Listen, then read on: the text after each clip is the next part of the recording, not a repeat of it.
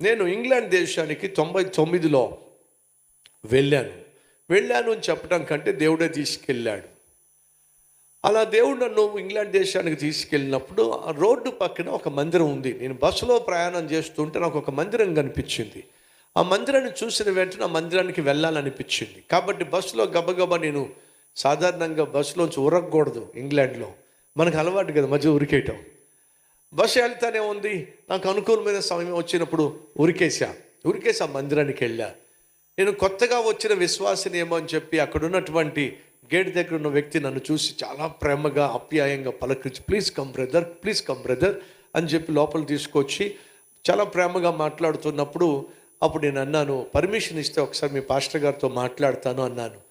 ఎందుకు మాట్లాడతావు మీ పాస్టర్ గారితో అంటే, నేను ఇండియా నుంచి వచ్చాను, నేను ఒక సేవకుడిని, ఒకవేళ మీరు నాకు అవకాశం ఇస్తే ఇక్కడ నేను నా సాక్ష్యాన్ని పంచుకుంటాను, అవకాశం ఇస్తారా అని అంటే అతని ముఖంలో రూపురేఖలన్నీ మారిపోయినాయి. ఓహో, అందుకోసం వచ్చావా నువ్వు అని చెప్పినట్టుగా, సరే వచ్చే వారం రా, అప్పుడు నేను పాస్టర్ గారిని పరిచయం చేస్తాను అన్నాడు. ఉసూరుమంటూ నడుచుకుంటా నేను ఉంటున్న గదికి లేక ఉంటున్న ఇంటికి నడుచుకుంటా వెళ్ళాను. వచ్చే వారం మళ్ళా వచ్చా. అంతకుముందు నన్ను చూసి ఎంతో హ్యాపీగా కమ్ అన్నవాడు కాస్త ఇప్పుడు కమ్ అంట్లా, ఈడెందుకు వచ్చాడు ఇప్పుడు మళ్ళీ అన్నట్టుగా ముఖం పెట్టాడు. మళ్ళా నేను వచ్చి పోయిన వారం వస్తే ఈరోజు నన్ను పరిచయం చేస్తానన్నారు కదా పాస్టర్ గారికి, నన్ను పరిచయం చేస్తారా అని అంటే అతను అన్నాడు, ఈరోజు కుదరదు, చాలా బిజీగా ఉన్నారు, ఆయన చాలా గొప్ప పాస్టర్ గారు, ఆయనకి అంత ఈజీగా టైం దొరకదు, వచ్చే బుధవారం రా నువ్వు వెళ్ళు అని చెప్పి అన్నాడు. మళ్ళీ బ్యాగ్ మోసుకుంటూ బైబిల్ మోసుకుంటూ సంచి మోసుకుంటూ మళ్ళీ నా ఇంటికి వెళ్ళా. చాలా దూరం నడుచుకుంటూ వెళ్ళా. మళ్ళీ బుధవారం వస్తే నన్ను చూసిన వెంటనే మళ్ళీ దాపరించాడు బాబు అనుకున్నాడు.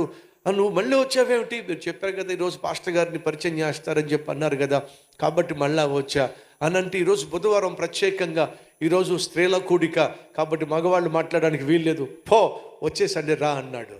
అప్పుడు నేనేం చేయాలి చెప్పండి? ఈ మనిషి పాస్టర్ గారికి నన్ను పరిచయం చేసేలా కనిపించట్లా, కాబట్టి ఇతనితో నాకెందుకులే, ఈ సంఘంతో నాకెందుకులే అని చెప్పి నేను వెళ్ళిపోయాను అనుకోండి, 3 సార్లు వేసిన ట్రిప్పులు ఏమవుతాయి చెప్పండి? ఇప్పుడు 3 సార్లు నడుచుకుంటూ వచ్చా కదా, 3 సార్లు పడిగాపులు కాసా కదా, ఈ 3 సార్లు నేను పడిన ప్రయాసం ఏమవుతుంది చెప్పండి?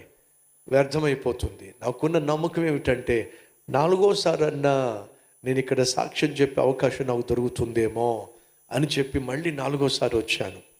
మళ్ళీ 4వసారి కూడా నాకు పాస్టర్ గారిని కలపలా. అప్పుడు తీర్మానం తీసుకున్నా, 4 సార్లు నేను ప్రయాసపడి నడుచుకుంటూ వస్తూ వెళ్తున్నా.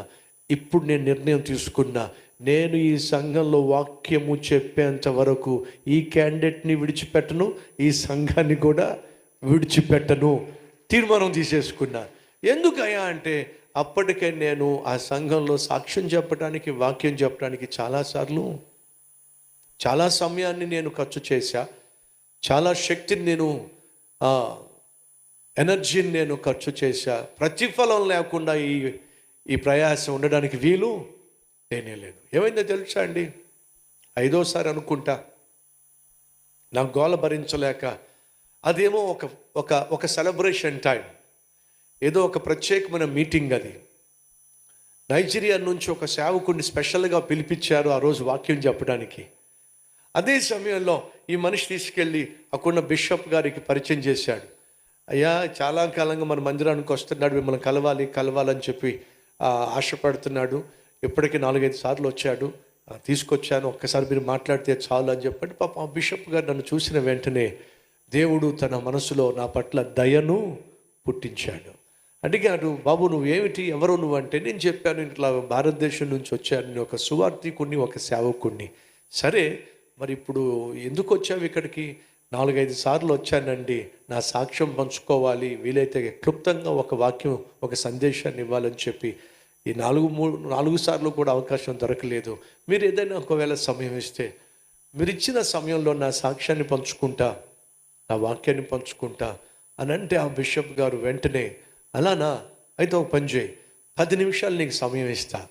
10 నిమిషాలంటే 10 నిమిషాలే, ఇంకొక నిమిషం కూడా నువ్వు తీసుకోకూడదు, సరేనా అని అంటే నేను చెప్పా, ఖచ్చితంగా 10 నిమిషాల్లోనే నా సాక్ష్యాన్ని, సందేశాన్ని ముగించేస్తా అని చెప్పి స్టేజ్ మీదకి వెళ్ళా. ఒకవైపు నా సాక్ష్యాన్ని పంచుకుంటూనే దాంతోపాటు నా సందేశాన్ని పంచుకున్న తర్వాత ఏడ్చుకుంటూ ఆ బిషప్ గారు వచ్చి ఏమన్నాడు తెలుసా? ఇంత శక్తివంతమైన సందేశాన్ని విన్న తర్వాత ఎలా మీరు కుర్చీలో కూర్చోగలిగారు, రండి ముందుకే అని అంటే సంఘం అంతా ఒక్కొక్కరు కుర్చీలోంచి దిగి ఈ పుల్పిట్ ముందు మోకాళ్ళ మీద పడి ఏడుపండి. ఒక్కసారిగా పరిశుద్ధాత్మ దేవుడు వారందరినీ సంధించేసరికి వాళ్ళందరూ పశ్చాత్తాపడి గుండెలు బాదుకుంటూ ఏడుస్తూనే ఉన్నారు. ఇదంతా చూశాడు ఆ బిషప్ గారు, నా వైపుకు చూశాడు.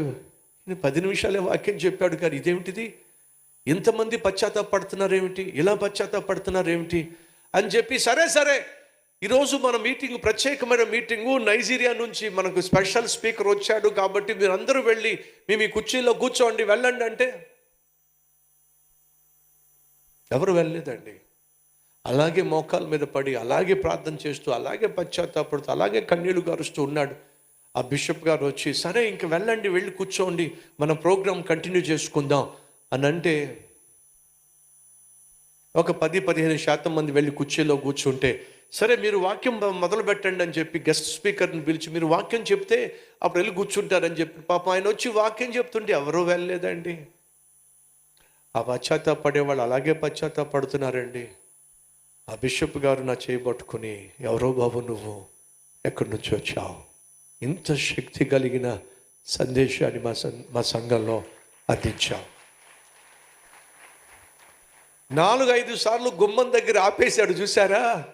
అతను పక్కన నిలబడేవాడు, అంత దూరమే నిలబడ్డాడు. నాయనో, ఇలాంటి సేవకుండా నేను కాదని చెప్పింది. అప్పటి నుండి ఎప్పుడు నేను ఇంగ్లాండ్ దేశానికి వెళ్ళినా ఖచ్చితంగా ఆ సంఘస్థులు నన్ను ఆహ్వానించేవాళ్ళు. ఎప్పుడు ఇంగ్లాండ్ వచ్చినా సరే మా సంఘంలో ఖచ్చితంగా వాక్య పరిచర్య చేయాలి. సహోదరులు, మొదటిసారి నాకు జవాబు దొరకలా, రెండోసారి జవాబు దొరకలా, మూడోసారి జవాబు దొరకలా, 4వసారి జవాబు దొరకలా. కానీ నేను చేసింది ఏంటో తెలుసా?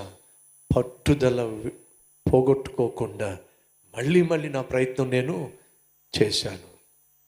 దేవుడు ఏం చేశాడు? ఊహించినటువంటి అద్భుతమైన సమాధానాన్ని అనుగ్రహించాడు.